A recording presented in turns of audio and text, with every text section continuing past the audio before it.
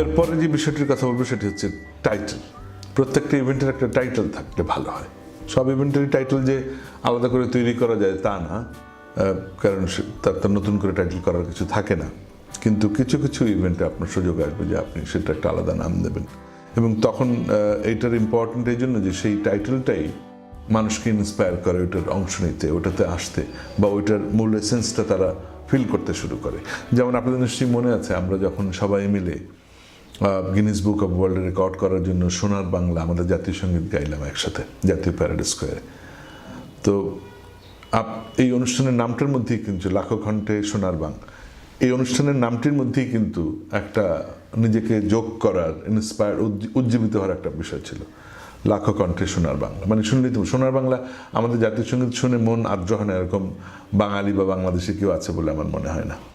তো এইরকম একটি নামকরণ যদি করা যায় ইভেন্টের, এমনকি খুব ছোট ছোট ব্যক্তিগত অনুষ্ঠানেরও নামকরণ অনেক সময় চেহারা চেঞ্জ করে দেয়। সাম্প্রতিককালে আমার বিদেশে প্রবাসে থাকা বেশ কিছু বন্ধু একই সময়ে ঢাকায় এসেছিল। তো আমরা we had a small gathering. তো এই যারা আমরা এই বন্ধুর কথা বলছি, তারা এক সময় সবাই একসাথে রেড ক্রিসেন্ট ইউথের অ্যাক্টিভিটিতে জড়িত ছিলাম। তো তখন আমাদের যেই ইন্সপিরেশন ছিল, যে যেই মানবতার রাস্তায় হাঁটার যে আমাদের সচেতনতা ছিল, এবং তার পাশাপাশি যে কালচারাল অ্যাক্টিভিটি করতাম, এই সব কিছু মিলিয়ে ঝিলিয়ে এক ধরনের ডিফারেন্ট কাইন্ড অফ একটা সময় কাটিয়েছি আমরা। তো আমরা ফেসবুকে একটা ইভেন্ট ক্রিয়েট করলাম যেদিন আমরা দেখা হবে, এবং নাম দেওয়া হলো প্রাণে প্রাণ মিল করে দাও। প্রাণে প্রাণ মিল করে দাও খুব বিখ্যাত একটা গানের প্রথম লাইন। এই গানটা আমরা যখন যুব রেড ক্রিসেন্টের সদস্যরা একসাথে কোনো প্রোগ্রাম করতাম, আমরা কতগুলো কমন গান করতাম, এটি একটি গান যেটা আমরা করতাম। এটা হলো একটা ক্লু। তার মানে হচ্ছে এই লাইনটি ওই বন্ধুদের সবার পরিচিত। 2 নম্বর হচ্ছে যে এই ছোট্ট কিন্তু খুবই ইম্পর্টেন্ট গেট টুগেদারটা অ্যারেঞ্জ করাই হচ্ছে এই বন্ধুগুলোর প্রাণের বন্ধনটাকে আরও দৃঢ় করার জন্য। এতদিন পরে আমরা খুঁজে আবার পেয়েছি বন্ধুদের সাথে। তো ফলে জিনিসটা খুব গেল ভালো, সবাই খুব অ্যাকসেপ্ট করলো নামটা, দারুণ লাগলো সবার কাছে, সবাই আলাদা আগ্রহ তৈরি হলো যে না, এই দাওয়াতে যেতেই হবে। তো এরকম ছোট ছোট জিনিস অনেক সময় ইভেন্টকে অনেকখানি অর্থবহ করে তোলে, এবং অনেক অর্থবহ করে, এবং যারা আসবেন বা যারা কাজ করছেন বা যারা পার্টিসিপেট করবেন তাদের মনের মধ্যে অন্য একটা আলোড়ন তৈরি হয়, অনুরণন তৈরি হয়। This is very important. So এই টাইটেল ভাবতে হবে প্রপোজালের আগে। কারণ এমন হতে পারে আপনার প্রেজেন্টেশনের প্রথম স্লাইডে আপনি যখন লাখো কণ্ঠে সোনার বাংলা দিয়ে একটা দারুণ লোগো দিয়ে আপনি প্রেজেন্টেশনটা শুরু করবেন, তখনই আপনার ক্লায়েন্ট 50% 60% কনভিন্সড হয়ে যাবে যে okay, I got the right person to do my event. এটা is very important, that's Y.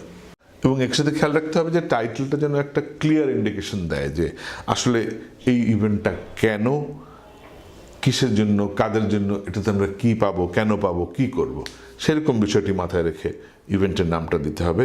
তবে একটা খুব জেনারেল রুল হচ্ছে দ্য শর্টার দ্য বেটার। যত আপনি সংক্ষিপ্ত করবেন, ছোট করবেন, তত ভালো হবে। এই সঞ্জয় লীলা বানশালীর মতো সমস্ত সিনেমার নাম এত লম্বা লম্বা হলে ভালো লাগবে না সবসময়। এরপরে যেটা বলবো যে কন্টেন্ট কি, এটা খুবই গুরুত্বপূর্ণ। সেটা হচ্ছে যে এই পুরো ইভেন্টে আমি কি দেখবো, কি হবে, কয়টা নাচ হবে, কয়টা গান হবে, কেন হবে না, এইটা আপনাকে অনেক চিন্তা ভাবনা করে প্ল্যান করতে হবে। কারণ হচ্ছে দেখেন কেন, এখন এই কন্টেন্টের মধ্যে দিয়ে এই আপনি যিনি ক্লায়েন্ট তিনি বুঝবেন যে ইভেন্টটি কতখানি ভালো হচ্ছে, খারাপ হচ্ছে, আমার অডিয়েন্সদের পছন্দ হবে কিনা, তার মতো করে বুঝবেন। কিন্তু আপনার আলাদা যুক্তি থাকতেই পারে, কিন্তু কাস্টমার নিজে যেটা বোঝেন সেটাও কম গুরুত্বপূর্ণ নয়। উনি অনেক বোঝেন বলেই উনি এরকম জায়গায় আসতে পেরেছেন এবং তার ইভেন্টের প্রয়োজনীয়তা দেখা দিয়েছে। সো এই মাঝখানে কি হবে, কেন হবে, সেটার প্রথম নিজেকে কনভিন্স করতে হবে। আপনার টিম আপনার বসে ঠিক করতে হবে যে আমরা এই অনুষ্ঠানটাতে এই জিনিস দেখতে চাই। সেটি আরও একটি কারণে করতে হবে। এটি করা ছাড়া আপনি বাজেট করতে পারবেন না। একটা 3 ঘন্টার অনুষ্ঠানে 4 জন গান করবে, এই 4 জন কারা, এই 4 জন কেন, এটা যদি ঠিক না করেন, আপনি বললেন যে এইটার জন্য খরচ 5 লাখ টাকা, পরে যদি ক্লায়েন্ট বলে যে তুমি তো বলেছো 4 জন আর্টিস্টের মধ্যে একজন তো আমি জেমসকে চাই, তার জেমসের বাজেট কি ওখানে ধরা ছিল, সেই লেভেলে কি আপনি ধরেছেন? এই কারণেই আপনাকে জানতে হবে যে আমার কন্টেন্ট কি, আসলে আমি যে ইভেন্টের প্রস্তাব নিয়ে যাচ্ছি আমার কি থাকবে, সেইটার বাজেট তখন আপনি বলতে হবে যে ভাই বা বস, এই ইভেন্টটা করতে চাইলে, এই এখন যা আমি বললাম এইটুকু করতে চাইলে আমার 1 কোটি টাকা লাগবে। এই কারণে এটা কন্টেন্টটা খুব গুরুত্বপূর্ণ। শুধু গান, নাচ, এরকম করে লিখে আপনি একটা অ্যামাউন্ট বসিয়ে দিলেন, তাহলে হবে না। আপনাকে ব্যাক প্ল্যান করতে হবে, প্ল্যান করে বের করতে হবে, কথা বলতে হবে, তাদের বাজার দর এই মুহূর্তে সেটা জানতে হবে, দরকার হলে তাদের ম্যানেজারদের সাথে কথা বলে বা তার আর্টিস্টের সাথে কথা বলে একটু বুঝে শুনে যে আপনি নভেম্বর মাসে এরকম সময় ফ্রি আছেন কিনা, বিকজ আপনি প্রস্তাব করলেন শিল্পী হিসেবে একজনের নাম, উনি ওই সময় দেশের বাইরে থাকবেন, তখন তো ক্লায়েন্ট বলবে যে না আপনি তো বলছিলেন সে আসবে। সো এই হোমওয়ার্কগুলো করে কন্টেন্ট ঠিক করতে হবে। এবার আপনি বলতে পারেন জুয়েল ভাই আমি তো হঠাৎ করে একটা কাজ পেয়েছি, এই কাজ আমি আগে কখনো করিনি, এখানে কি কি থাকা উচিত। সেইটা এক তো হলো ইন্ডাস্ট্রি এক্সপার্টদের সাথে কথা বলতে পারেন, 2 নম্বর হলো আজকাল একটু যদি চোখ কান খোলা রেখে গুগলে ঢোকেন, ইউটিউবে ঢোকেন, সিমিলার কাইন্ড অফ ইভেন্টসের প্রচুর অডিও ভিজুয়াল পাওয়া যায়, you can go through even বিদেশিটা, সেটা দেখে আপনি সেটাকে দেশীয়করণ করতে পারবেন। আমেরিকার একটা ইভেন্টের বিজনেস ইভেন্টের যে অ্যাপ্রোচ হবে সেটা ঢাকার অ্যাপ্রোচের সাথে হয়তো মিলবে না, ফ্যামিলি ফানের ওখানে যে অ্যাপ্রোচ হবে সেটা হয়তো মিলবে না, বাট আপনি ওই জিনিসটা তখন একটি ওই আইডিয়াটাকে নিয়ে আপনি একটু দেশীয়করণ করতে পারেন, মানে আমার দেশে কি করতে হবে। এরপরে এই আজকের আলোচনার সর্বশেষ পয়েন্ট হচ্ছে কনসিডার দ্য অডিয়েন্স। এটা খুবই গুরুত্বপূর্ণ, আসলে সব কিছুই গুরুত্বপূর্ণ, but this is very important part of the thing, যে আপনার অডিয়েন্স কারা আসছে তাদেরকে বিবেচনায় নেওয়া। আমি আপনাকে বলি, আমরা ঢাকায় একটা ডিলার্স কনভেনশন করব কোনো একটা কোম্পানির, তো ডিলারে কারা আসবেন? সারা বাংলাদেশ থেকে, থানা শহর থেকে, ইউনিয়নের বাজার থেকে ব্যবসায়ীরা আসবেন। আপনি কি করলেন, এখন বিজনেস কোম্পানিগুলো কর্পোরেটের হাইটটা বোঝাবার জন্য, কোম্পানির কত বড় সেটা বোঝাবার জন্য ঢাকার নামি দামি হোটেলে ওনাদের জন্য অনুষ্ঠান করে, দ্যাটস ফাইন। একজন ভদ্রলোক উনি হয়তো সারা জীবনে 5 বার ঢাকায় এসছেন, তিনি এসে বা ঢাকা শহরের 1 নম্বর 5 তারকা হোটেলের সামনে নামলেন, ভেতরে ঢুকবেন, এই ওনাকে এরকম একটা ফিল দিতে চায় কোম্পানি, তাতে কোনো অসুবিধা নেই। কিন্তু আপনি কি করলেন, ওখানে 7 কোর্স ডিনারের ব্যবস্থা করলেন।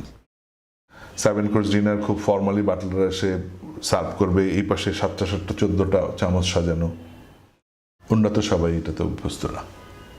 ফলশ্রুতিতে কি হলো, ইভেন্টের খাওয়ার বিষয়টা আসার পরে একটা অংশ খেলো না, বিকজ উনি জানে না এটা কীভাবে ধরতে হবে, আর একটা অংশ এটা উল্টোভাবে খেতে যে গায়ে ফেললো, পায়ে ফেললো, এবং বাড়িতে যাওয়ার সময় এত যে আয়োজন করলেন, গালি দিতে দিতে বাড়িতে গেল যে কি দাওয়াত দিছিল খাইতেই পারলাম না।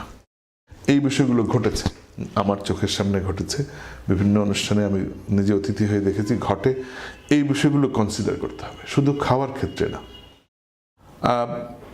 আপনি ধরেন একটা কোম্পানির তরুণ এক্সিকিউটিভদের একটা কনফারেন্স, একটা আউটিং, একটা দেশের বাইরের ইভেন্ট, ডিলারসদের নিয়ে একটা কনফারেন্স হবে, সেইটা শিক্ষকদের নিয়ে একটা কনফারেন্স হবে, বয়স্ক মানুষদের নিয়ে হবে, ছোট বাচ্চাদের নিয়ে হবে, এগুলোর সবগুলোর কন্টেন্ট তো একরকম হতে পারবে না। খাওয়ার ডিজাইন সেপারেট হতে হবে, কালচারাল আইটেমের ডিজাইন সেপারেট হতে হবে, লাইট সাউন্ড সেপারেট হতে হবে। আপনি ডাকলেন মুরব্বীদের, শিক্ষকদের, আর শিল্পী ডাকলেন সেখানে একজন রক আর্টিস্টকে, আর সাউন্ড দিলেন 1 লাখ ওয়াটের, ওরা কেউ মানে এটা একটা সেকেন্ডও এনজয় করবেন না। এই বিষয়গুলো কনসিডার করতে পারবেন কখন, যখন আপনি জানবেন আমার অডিয়েন্স কারা, কেন আসছে তারা, কী জন্য আসছে তারা, কারা, তাদের বয়সসীমা কি, ডেমোগ্রাফিক কি, তারা কি কোন ধরনের মানুষ, ওনাদের কী ধরনের জিনিস পছন্দ হতে পারে। এটা কনসিডার না করে অনেক ইভেন্টই অনেক ডিজাস্টার হয়, এটা আপনাদেরকে খেয়াল রাখতে হবে। এবং শুধু তাই না, এরকম একটি ইভেন্ট শেষে এই অডিয়েন্সগুলো যখন হাসি মুখে আপনার কাস্টমারকে থ্যাংক ইউ দিয়ে বেরিয়ে যাবেন, যাওয়ার সময় বলবেন স্যার অনুষ্ঠানটা খুব ভালো ছিল, ভাই অনুষ্ঠান খুব ভালো ছিল, আগামী বছর আসার জন্য অপেক্ষায় থাকলাম, এরকম কথাগুলো আপনার ক্লায়েন্ট যখন বিদায় গেটে শুনতে থাকবেন, তখন ultimately you are the gainer. এরপরে ইভেন্ট শেষে আপনার ক্লায়েন্ট আপনাকে বলবে যে ভাই অনুষ্ঠানটা ভালো ছিল, থ্যাংক ইউ ভেরি মাচ, খুব ভালো হয়েছে, এই শোনো আমাদের কিন্তু নেক্সট মান্থে আর একটা কক্সবাজার সেলস কনফারেন্স আছে, তুমি 15 তারিখের দিকে একবার আইসো আমার ব্রিফ নিতে। That's how your business expand. So এই অডিয়েন্সগুলোকে খুশি মনে, দেখেন কতগুলো চ্যালেঞ্জ, অডিয়েন্সকে খুশি করতে হবে, আরাম দিতে হবে, তারা আসছিলেন আনন্দ করতে, সেটা তাদের আনন্দ পেতে হবে, আবার একই সাথে আপনার ক্লায়েন্টের যে এজেন্ডাগুলো সেটা সার্ভ করতে হবে। উনি চেয়েছিলেন ইন্সপায়ার করতে ফর নেক্সট ইয়ার ভালো সেলস, সেটা পারপাস সার্ভ করতে হবে, ফ্ললেস হতে হবে, গ্যাঞ্জাম লাগা যাবে না, খাওয়া আরাম করে খেতে হবে, তারপর ভদ্রস্থ সময় শুরু হইতে হবে, ভদ্রস্থ সময় শেষ হইতে হবে, এবং আরাম করে একটা লোক হাসি মুখে বেরিয়ে যেতে হবে। এইটা হলেই এই কোম্পানিটি আরেকবার আপনাকে ডাকবে। সো আগামীকাল যখন একটা পাওয়ার পয়েন্ট প্রেজেন্টেশন নিয়ে এরকম একটা ল্যাপটপ বগলে নিয়ে যাচ্ছেন, তার আগে সেই জিনিসগুলো যদি কনসিডার করে প্রপোজালটা রেডি করেন, তাহলে আপনার কাজটি পাওয়ার সম্ভাবনা অনেক বেড়ে যাবে। আশা করি এই কথাগুলো আপনাদের কাজে লাগবে। পরবর্তীতে অন্য একটি বিষয় নিয়ে আপনাদের সামনে হাজির হওয়ার ইচ্ছে থাকলেও ভালো থাকবেন সবাই।